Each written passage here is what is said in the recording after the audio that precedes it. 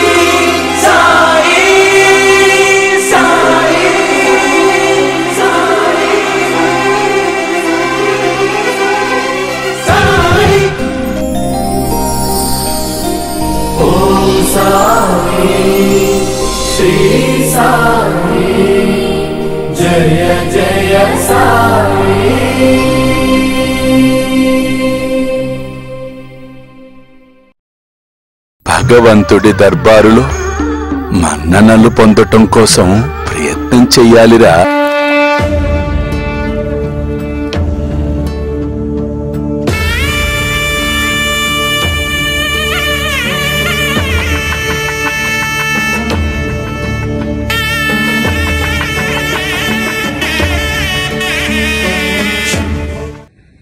సాయి దివ్య రక్షా కవచ యంత్రానికి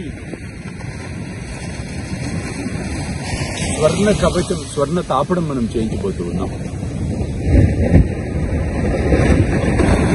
ఆ సముద్రంలో